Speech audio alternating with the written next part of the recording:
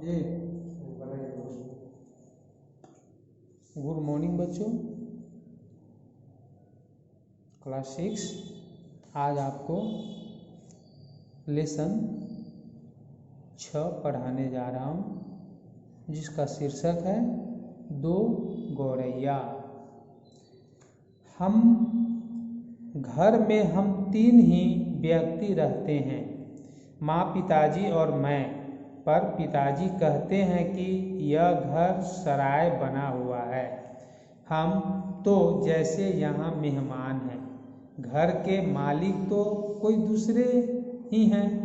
आंगन में आम का पेड़ है, तरह तरह के पक्षी उस पर डेरा डाले रहते हैं। जो भी पक्षी पहाड़ियों घाटियों पर से उड़ता हुआ दिल्ली पहुँचता है, पिताजी कहते हैं कि वही सीधा हमारे घर पहुँच जाता है, जैसे हमारे घर का पता लिखवा कर लाया हो। यहाँ कभी तोते पहुँच जाते हैं तो कभी कौवे और कभी तरह तरह की गौरैया।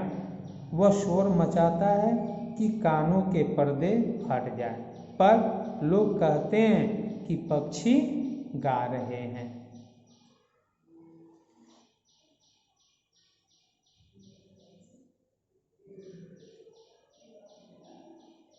घर के अंदर भी यही हाल है।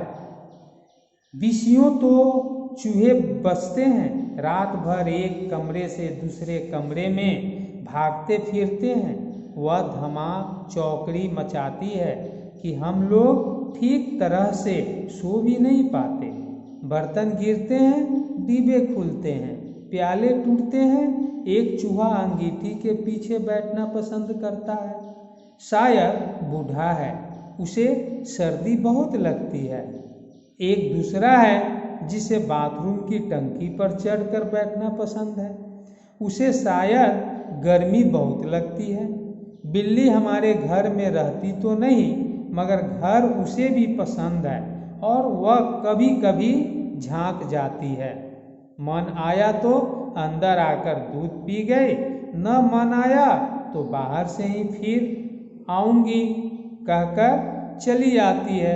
शाम पड़ते ही 2-3 चमगादड़ घरों के आर पार पर फैलाए कसरत करने लगते हैं। घर में कबूतर भी है, दिन भर गुटुर गू का संगीत सुनाई देता है। इतने पर ही बस नहीं, घर में छिपकलियाँ भी है और बर्रे भी हैं, और चींटियों की तो जैसे फौज ही छावनी डाले हुए हैं।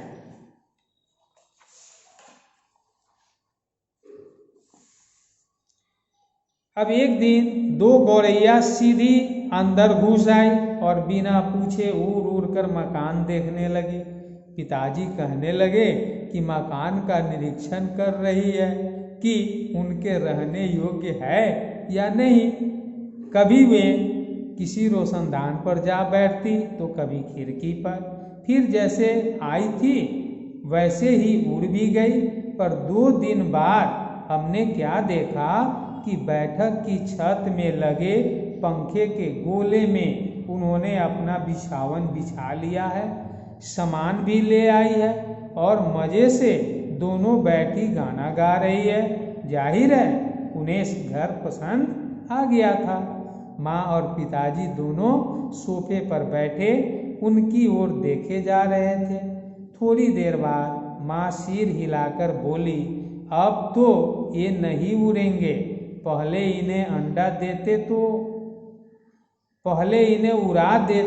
तो उड़ जाती, अब तो इन्हें यहाँ से घोंसला बना लिया है। इस पर पिताजी को गुस्सा आ गया। वह उठ खड़े हुए, बोले, देखता हूँ ये कैसे यहाँ रहती है। गौरैया मेरे आगे क्या चीज़ है, मैं अभी निकाल बाहर करता हूँ। छोड़ो जी, चूहों को तो निकाल नहीं पाए, अब चिड़ियों को क्या निकालोगे। माँ ने व्यंग से कहा।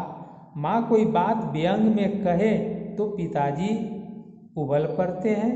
वह समझते हैं कि माँ उनका मजाक उड़ा रही है। वह फौरन उठ खड़े हुए और पंखे के नीचे जाकर जोर से ताली बजाई और मुंह से श शू कहा, बाहें झुलाई, फिर खड़े खड़े कूदने लगे। कभी बाहें झुलाते, कभी स शू करते। गौरैयों के घोंसले में से सिर निकालकर नीचे की ओर झांक कर देखा और दोनों एक साथ ची ची करने लगी। माँ खिलखिलाकर हंसने लगी। पिताजी को गुस्सा आ गया, इसमें हंसने की क्या बात है? माँ को ऐसे मौक़ों पर हमेशा मजाक सूझता है। हंसकर बोली, चिड़िया एक दूसरे से पूछ रही हैं कि यह आदमी कौन है और नाच क्यों रहा है। तब पिताजी को और भी ज्यादा गुस्सा आ गया और वह पहले से भी ज्यादा ऊंचे कूदने लगे। गौरैया घोंसले में से निकलकर दूसरे पंखे के डंडे पर जा बैठी। उन्हें पिताजी का नाचना जैसे बहुत पसंद आ रहा था। माँ फिर हंसने लगी, ये निकलेंगी नहीं जी, अब इन्होंने अंडे दे दिए होंगे, निकलेंगी कैसे नहीं?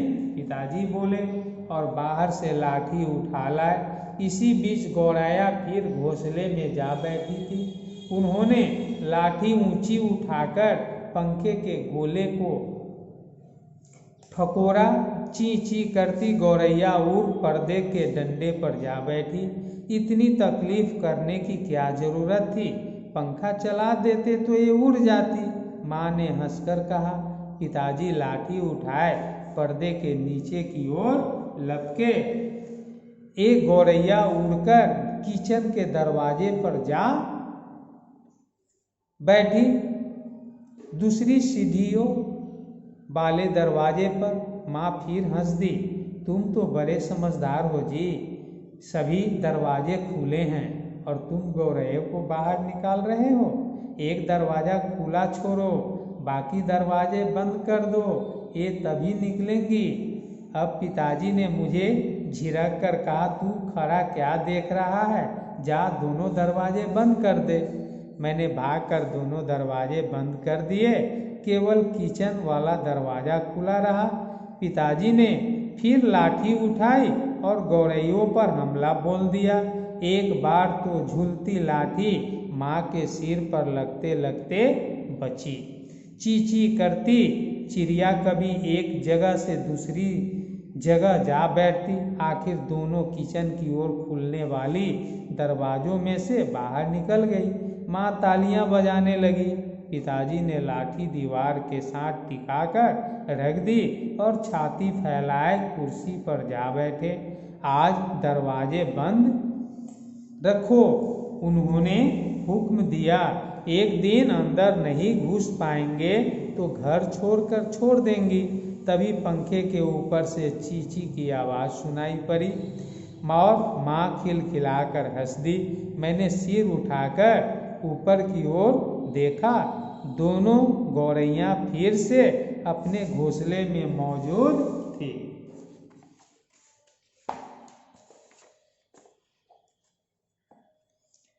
दरवाजे के नीचे से आ गई है, माँ बोली।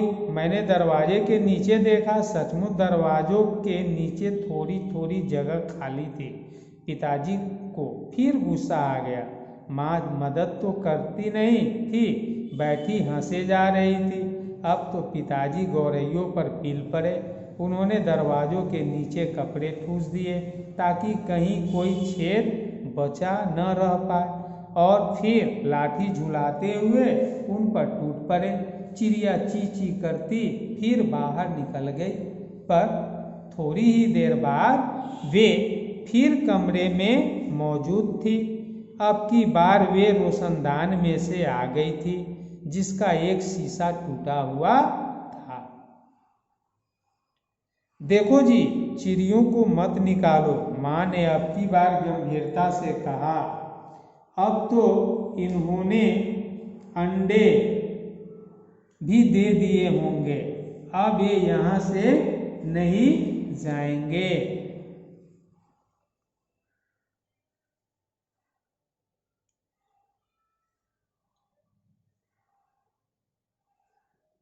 क्या मतलब? मैं कालीन बर्बाद करवा लूं? पिताजी बोले और कुर्सी पर चढ़कर रोशनदान में कपड़ा ठूस दिया और फिर लाठी झुलाकर एक बार फिर। बस यही तक रहने दीजिए, नेक्स्ट अगले दिन। धन्यवाद।